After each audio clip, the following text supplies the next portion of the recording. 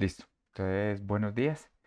Como ya lo decían, mi nombre es Francisco Ramírez. Yo soy docente ocasional de tiempo completo de la institución universitaria Pascual Bravo y también estoy terminando mi doctorado en la Universidad Nacional de Colombia bajo la orientación del profesor Wilfredo Mantialegre. El día de hoy, pues entonces vengo a presentar lo que son los diseños de placa antiimpacto usando el método de optimización topológica. La agenda para el día de hoy es básica. Primero una introducción, luego los materiales y métodos utilizados. Pasamos a los resultados y finalmente las conclusiones. Dentro de la introducción, entonces vamos a ver lo que es impacto, materiales celulares funcionalmente gradados y el método de optimización topológica.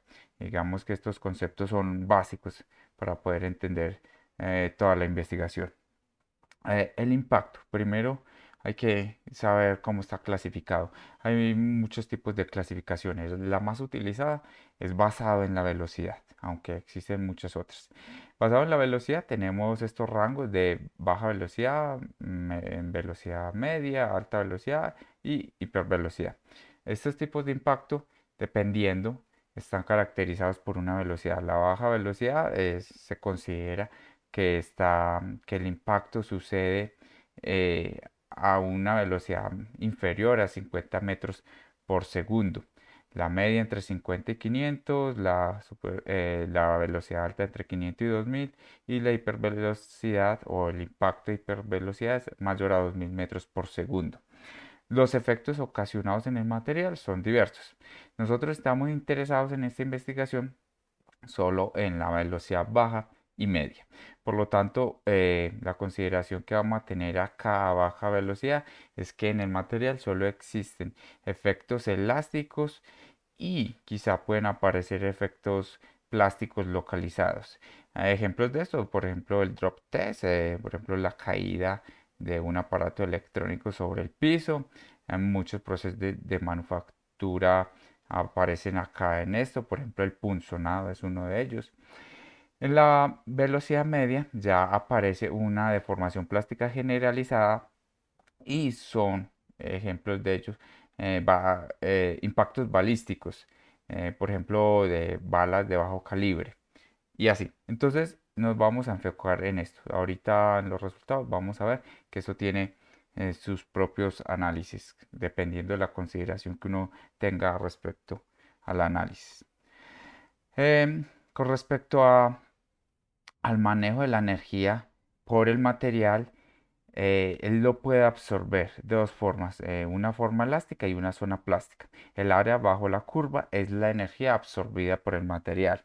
Acá tenemos unos ejemplos de cómo podríamos modificar el material para que aumentara esa absorción de energía ante un impacto. Por ejemplo, la primera opción es aumentando el módulo de elasticidad y el esfuerzo de excedencia. Aumentando estos dos puntos, acá se ve, digamos, esquemáticamente que podría incrementar levemente la cantidad de energía absorbida.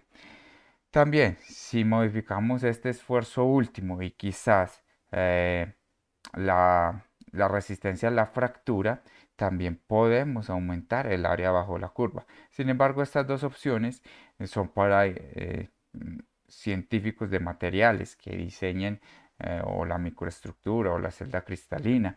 Habría que modificar el material para que modifique sus propiedades y a su vez aumente la capacidad de absorción de la energía.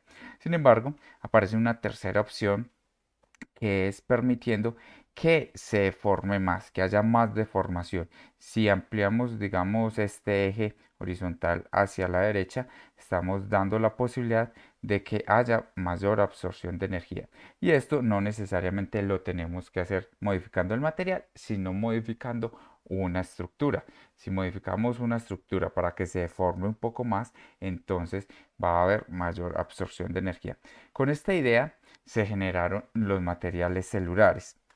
Acá vemos pues un ejemplo de un material completamente sólido o denso. La absorción de energía es muy poquitica, mientras que ese mismo material fabricado en una espuma, miren entonces la deformación tan alta que permite y consecuentemente la energía que puede almacenar o absorber ese material. Entonces, estos materiales celulares típicos está el honeycomb, las espumas y combinando esto, por ejemplo, con materiales sólidos, se conoce como unos paneles tipo sándwich, donde acá hay dos placas en sus superficies extremas o exteriores y un núcleo que puede ser un material celular de cualquier forma. Aplicaciones de esta hay muchísimas. Por ejemplo, en el empaque vemos que las cajas es un panel, ¿cierto? De dos superficies sólidas con un material celular interno. Las espumas también se utilizan en los empaques, en el diseño de automóviles, por ejemplo, o de carros en general para resistir el choque. Acá normalmente son unos parales que son huecos, pero si esos huecos los llenamos con un material celular tipo espuma, entonces eso va a aumentar considerablemente la absorción de energía sin aumentar mucho el peso. Esa es una de las ventajas de estos materiales, que son muy livianos. También en balística es una aplicación más extrema de mayor demanda. También se ha utilizado estos materiales celulares en muchísimas formas. Por ejemplo, metales combinados con material celular y a su vez estos materiales celulares son rellenados con un material cerámico. Entonces hay muchísimos estudios acerca de esas combinaciones.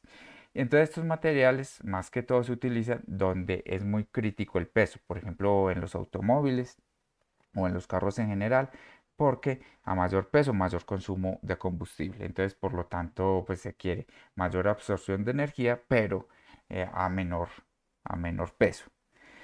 Eh, Estos materiales celulares los encontramos mucho en la naturaleza, son frecuentes en los árboles, por ejemplo, y en los animales. Acá específicamente muestro solo ejemplos de los animales y pues y personas.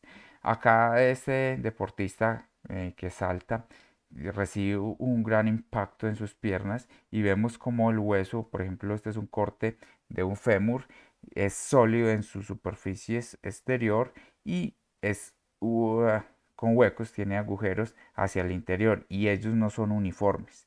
Podemos ver acá también en los cuernos de algunos animales, en los picos de ciertos pájaros, por ejemplo este carpintero que está constantemente sometido a, a impacto. Se ven entonces que eh, son materiales celulares, pero no son uniformes, tienen una gradación. Y eso lo desarrollaron también por bioinspiración los humanos. Se dieron cuenta que ah, gradar un material, o sea, pasar de un material 100% a un material B 100%, pero en una forma gradada, de forma continua, es decir, diferente a un compuesto donde se ven las interfaces, un material funcionalmente gradado, no se le ven no se encuentran esas interfaces y por lo tanto se elimina problemas en los compuestos como la delaminación y en fin. Entonces, esto lo utilizaron y lo desarrollaron unos científicos japoneses principalmente para el desarrollo de fuselajes para aeronaves que requiere mucha temperatura en el exterior, entonces muy bueno un cerámico, pero requiere que resista también las deformaciones térmicas. Para eso, muy buenos los metales. Entonces así fue como surgieron. Hay muchas formas de encontrar materiales funcionalmente gradados o también estructuras. Acá se ve, por ejemplo, que no es necesariamente continuo, sino que por capas, pero debido a la cantidad de capas, eso se vuelve básicamente un continuo. Por último, vamos a introducir cómo funciona el método de optimización topológica, porque vamos a necesitar un método de optimización para poder encontrar estos agujeros. Entonces, en el método de optimización topológica lleva un paso a paso que inicia, por ejemplo, con el método de los elementos finitos.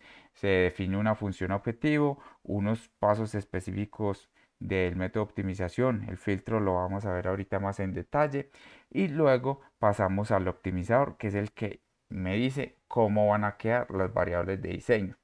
Luego verifico convergencia, si converge termino y si no converge, vuelvo a repetir el ciclo. Acá vemos entonces un ejemplo más detallado.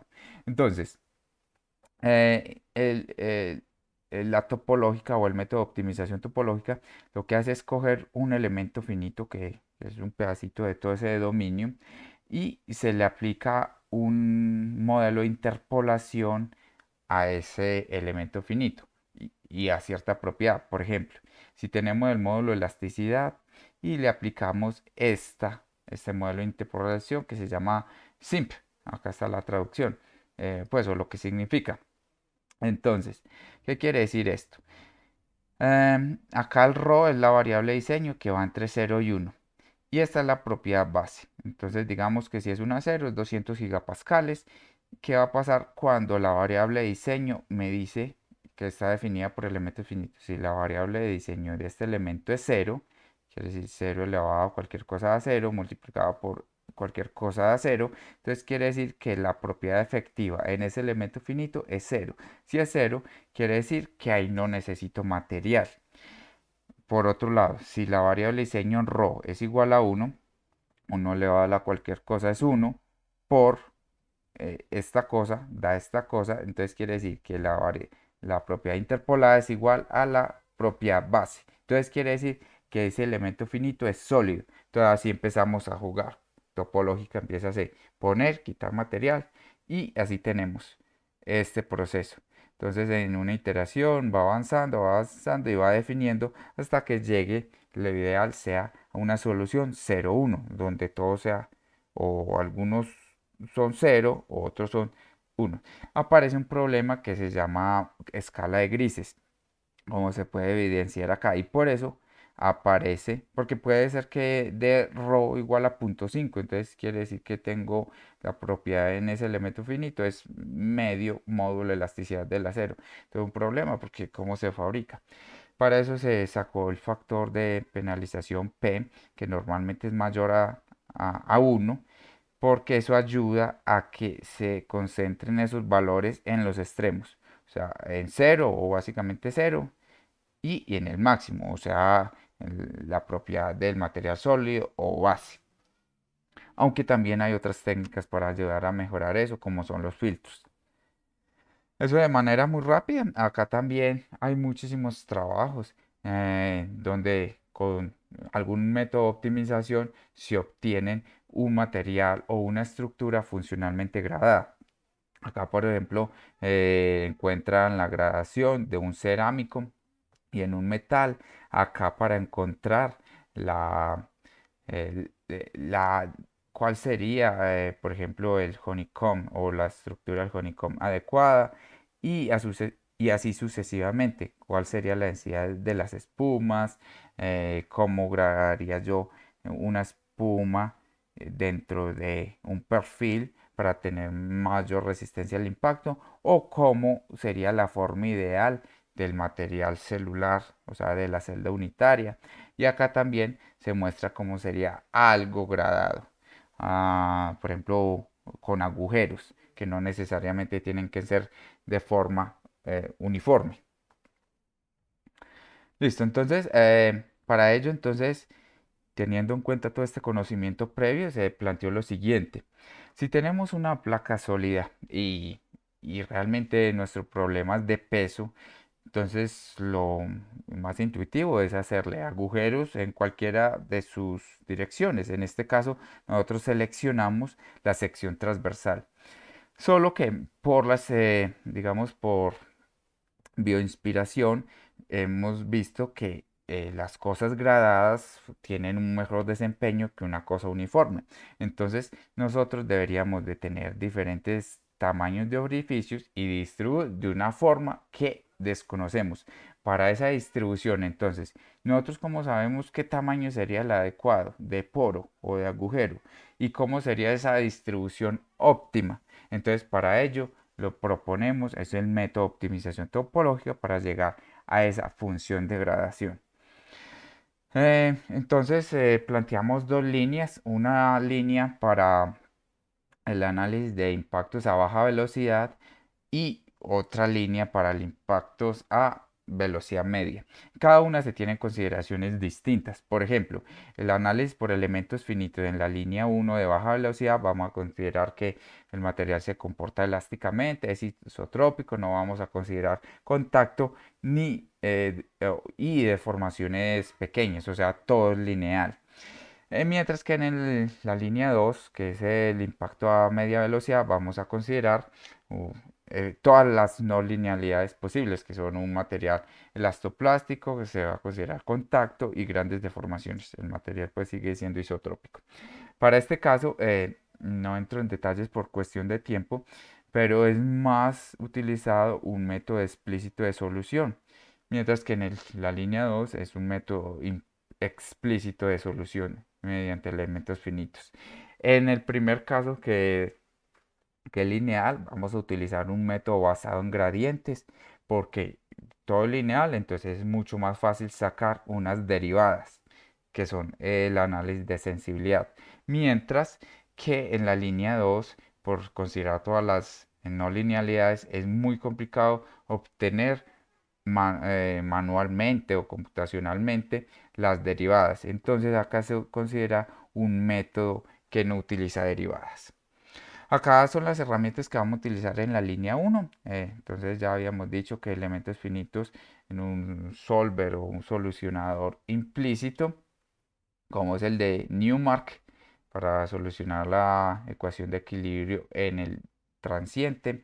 El método de optimización topológica basada en gradientes y con un método, el optimizer o el optimizador, sería la programación lineal secuencial, ambos desarrollados en MATLAB. Mientras que en la línea 2 vamos a utilizar software comercial, el Stacks, que utiliza como solver de elementos finitos el SDyna. Acá el SDyna es un software famoso para resolver impactos con todas las no linealidades y utiliza un método explícito de integración. Y el método de optimización topológica es un método que es eh, el método HCA, que es autómatas celulares híbridos. Es un método que no requiere gradientes y por lo tanto soluciona este tipo de problemas tan complejos. Este sería, digamos, el paso a paso para hacer el método basado en gradientes. Primero tenemos un dominio inicial, que es como se muestra en este grafiquito, o sea, donde yo quiero encontrar mi estructura óptima.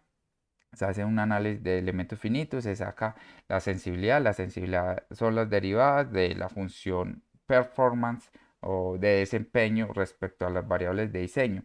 Es una derivada que me indica la dirección hacia dónde debe ir el método de optimización. Se aplica filtro porque esa es una técnica para, por ejemplo, controlar el tamaño de los miembros estructurales o tamaño de los poros, para disminuir escala de grises, tablero de ajedrez, que son problemas típicos del método de optimización topológica. Acá se actualizan las variables de diseño, esto lo hace el optimizador y siempre se chequea pues la convergencia. Si no converge, se vuelve acá elementos finitos y vuelve. Si converge, yo voy a tener esta estructura final. Entonces, a forma gráfica, ¿cómo sería el método de optimización topológica? Yo arranco de un dominio que es todo lo que yo permito y voy a llegar a una estructura óptima. O sea, mediante programación, yo programo el método y él me dice que esta es la estructura óptima bajo estas cargas, bajo estas condiciones de frontera y dependiendo de la función objetivo que yo le doy. Normalmente en estructural estamos trabajando con máxima rigidez porque es la más sencilla de utilizar. Entonces esta estructura es muchísimo más rígida y más liviana que una estructura inicial acá. Entonces el método de optimización topológica le muestra cómo obtener eso. Básicamente el método con los autómatas celulares híbridos es básicamente lo mismo, solo que no se tiene que encontrar las derivadas, pero es básicamente la misma cosa, no se encuentran las derivadas. Listo, entonces ya pasando a los resultados, vamos a analizarlos por cada una de las líneas propuestas.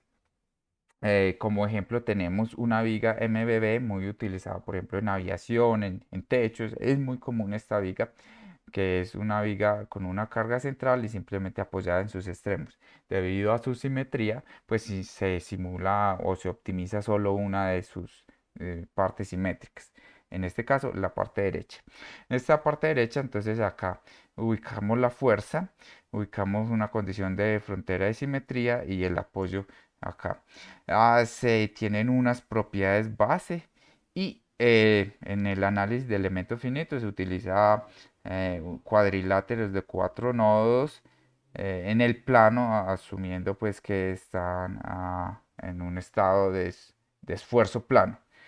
Eh, Vamos a tener en el caso estático, que es una fuerza, como vamos a comparar el caso estático con el dinámico. Ahorita lo vamos a ver en los resultados. En el caso estático, la fuerza no depende del tiempo, pero en el dinámico, la fuerza va a ser cambiante del tiempo. Perfecto, como les decía, esto se programa en MATLAB. Acá hay unos factores claves que son dependiendo de las ecuaciones que se están resolviendo. Por ejemplo, en el estático se resuelve este sistema de ecuaciones lineal donde K es la matriz de rigidez, U es un vector de desplazamientos y F es una fuerza constante pues, de fuerzas externas, un vector de fuerzas externas. Mientras que la ecuación semidiscreta en el dinámico es esta. Es semidiscreta porque solo está discretizada en el espacio, acá falta la discretización en el tiempo y acá M es la matriz de masa, C la matriz de amortiguamiento, K la matriz de rigidez, esta U dos puntos es aceleración, velocidad y desplazamiento y F es una fuerza que depende del tiempo, que es variable en el tiempo. En el caso estático no necesitamos un amortiguamiento, mientras que en el caso dinámico sí. Acá se está utilizando un amortiguamiento proporcional o de Rayleigh. Y la función objetivo es básicamente el compliance o la flexibilidad. Entonces uno lo que quiere hacer es minimizar esta flexibilidad. Y si minimiza la flexibilidad es porque está aumentando la rigidez. En el estático es simplemente esto. Y en el dinámico es una integral. Acá me falta el delta de t en el tiempo, ¿cierto? En el tiempo tendríamos esta integral. Acá, entonces ya empezamos con los resultados. Vamos a hacer una comparación inicialmente entre el estático y el dinámico. Eh, para ello, entonces vamos a utilizar un, un código que está libremente pues, en internet. Acá están los autores, que es un código para iniciar con el de topológica, donde muestra, por ejemplo, acá la discretización, el número de elementos en la dirección horizontal, en la vertical. F es la fracción de volumen, que quiere decir cuánto volumen quiero que me conserve. O sea, si es acá 0.5, quiere decir que me está conservando el 50% del material. Si yo le pongo 30, dice que quiero el 30% del total del material total que este dominio de diseño podría contener. P es el factor de penalización, ya lo vimos. Y el Rmin es el radio del filtro. El filtro es básicamente una ruedita como el puntero que estoy mostrando acá, por eso es un radio. Y él me va diciendo es que el elemento finito o la variable de diseño de este elemento finito debería estar como un promedio ponderado de todo su alrededor para que no sea muy distinto a sus vecinos. Entonces eso controla muchos problemas. Como les digo, no hay tiempo pues, para explicar como todos los problemas que pueden solucionar, resultar y cómo se solucionan en topológica. Y acá el tipo de filtro. Ahorita vamos a ver cómo variando algunos de estos parámetros vamos a obtener resultados distintos. Entonces, la primera comparación, claramente se ve la diferencia entre el estático y el dinámico. eh, Gráficamente se ve y también uno puede ver en el número de iteraciones, el dinámico requiere más y el tiempo es básicamente 4 veces más, porque acá se requiere un análisis más complejo, por lo tanto mayor tiempo computacional. Por otra parte, acá tenemos cambiando el filtro, si cambiamos el filtro, o sea, si decimos que la sensibilidad de un elemento son el promedio ponderado de su alrededor, entonces tenemos esta topología. Si decimos no, la densidad, o sea, la rho que aparecía por allá, o sea, la variable de diseño que decíamos por allá. Quiere decir entonces que el promedio ponderado de eso debería tener en cuenta sus alrededores. Acá es una variación. Esto es lineal, un filtro lineal, y esto es un filtro con una función step o paso. Entonces, obviamente que cambiando el filtro, eh, se obtienen topologías distintas. Acá, este es uno de los filtros más usados en la literatura, sin embargo, requiere muchas iteraciones, y por lo tanto, pues entonces nos hemos decidido por el intermedio, el de densidad. Entonces, utilizando un filtro de densidad, vamos ahora cambiando eh, las fuerzas. Si consideramos una fuerza que es constante en el tiempo, acá hasta un segundo estamos haciendo la simulación en el transiente, y de 10.000, de menos 10.000 porque está hacia abajo. Acá es una función sinusoidal y acá es una sinusoidal, pero solo hasta llegar hasta este pico. Todos llegan, se simulan durante un segundo. Se ve, lógicamente, también que dependiendo de la forma de la carga, cambia la topología. Eso va a tener ciertas implicaciones que ahorita se las comentaré. También si cambiamos el tamaño de la malla, mire que acá está cambiando la malla, se van a obtener, se va a pasar de una estructura gruesa con unos bordes muy mal definidos, a unos bordes muy bien definidos, pero elementos muy pequeñitos, elementos estructurales muy pequeños, muy delgados. Para ello, entonces lo que uno hace es normalmente aumentar el tamaño del filtro. Entonces el radio de filtro acá es muy pequeñito, quiere decir que eh, si yo tengo mi elemento finito, va a coger hasta 1.5 alrededor de él para realizar, digamos, el promedio ponderado. Acá va a coger 3 y acá va a coger 6.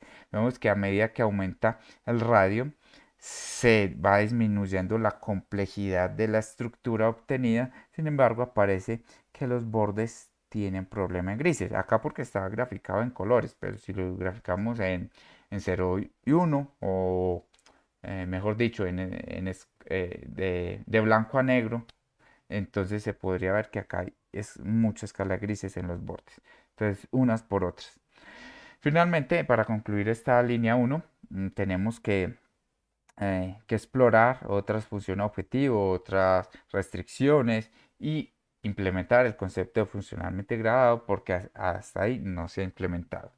Mientras que en la línea 2 vamos a hacer otras consideraciones, vamos a considerar que hay un impacto que se genera contacto. Acá sería la misma viga, pero vamos a generar una bola a cierta velocidad, pero como material rígido, porque no necesitamos saber nada de la bola, sino solo de la placa. En esta placa la simulamos como un material elastoplástico. En este caso, estas son las propiedades. Formulamos pues el problema de optimización. Vamos a pasar estos detalles por problemas de tiempo. El material de interpolación o el modelo de interpolación. El filtro, acá se ve mejor cómo es que funciona el filtro. Acá yo tengo eh, un elemento finito, eh, y quiero cualquiera, por ejemplo la sensibilidad o la variable de diseño, que el de esa sea más o menos un promedio ponderado de su alrededor para que no sea tan distinto. Eso evita un problema que se llama tablero de ajedrez. Acá entonces es como estamos realizando la investigación, y es lo siguiente. Vamos a considerar que esta placa tiene muchísimas capas. Puede tener de 2 a n capas. Solo que a cada capa, como les decía por allá, uno en topológica define la fracción de volumen que quiere conservar. Entonces, si yo le digo que a la capa 1 me conserva el 0%, quiere decir que no haya capa 1. Que la capa 2, más o menos por acá el 10%, entonces dice, va a conservar el 10% de todo el material posible, y así sucesivamente. Entonces, miremos los resultados. Bueno, antes de los resultados, entonces generamos varios escenarios. Por ejemplo, si hacemos una discretización de 2, 5 y 10 capas. Si consideramos una curva lineal, entonces quiere decir que la primera capa yo quiero solo conservar el 10%, mientras que en la última yo quiero conservar el 90%. Y de forma inversa. Eh, En la capa de abajo yo quiero conservar el 90% y en la de arriba el 10%. Y podríamos plantear muchas otras curvas, por ejemplo la logarítmica, pues se pueden presentar exponenciales. Y en fin, entonces acá tenemos como unos resultados. Acá se selecciona el tiempo de simulación. Seleccionamos acá de una milésima, pero vimos que el impacto no se alcanza a observar de forma detallada la onda, entonces seleccionamos un tiempo inferior para poder hacer. Eso también influye topológica, dependiendo cuánto seleccionamos del impacto, cuánto tiempo analizamos, porque puede ser que optimicemos para el impacto inmediato o para cuando esté retornando. Entonces hay que verificar eso. Acá los resultados de, para la curva lineal, vemos entonces que esta de acá abajo conserva el 10%, mientras que el de arriba el 90%, y así sucesivamente. Acá inversamente, entonces la primera capa conserva el 10 y la última el 90 y así sucesivamente. 10, creo que esta era 40 y así hasta llegar a 90 la capa de abajo. Y esta con la curva exponencial. Listo. Ahí qué problemas observamos. Ya ustedes me imagino que se dieron cuenta de ciertos problemas. Primero, son estructuras muy complejas. Esas estructuras muy complejas se pueden resolver más o menos con filtro. Existen miembros muy pequeñitos. También estos miembros muy pequeñitos se podría resolver utilizando una discretización mayor y aumentando el tamaño del filtro. Se obtienen zonas grises. Acá pues como está colores, pero como ya les dije, pues se podría pintar a blanco y negro y se podría ver que acá hay escala de grises. Se puede resolver aumentando factor de penalización, un filtro mejor, se pueden ver islas de material. Acá quiere decir, ¿cierto? Esto cómo puede sostenerse. Estas islas son un problema. Y acá el último problema es que solo soporta, por decir algo, una carga. Si yo pongo la carga acá, no va a ser la misma. Entonces, todos esos problemas son los que estamos pues solucionando. Eh, Hay muchas ventajas y desventajas. Por ejemplo, en la línea 1 encontramos convergencia rápidamente, solo que es un problema pues lineal.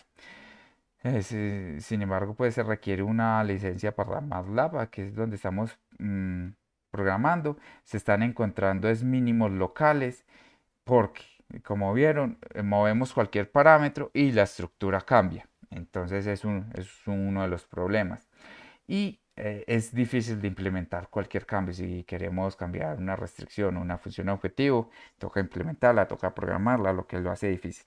Mientras que en la línea 2, por ser un software comercial, es mucho más fácil pues hacer eso. Solo que necesitamos una licencia también del SDAINA y no es tan flexible este software.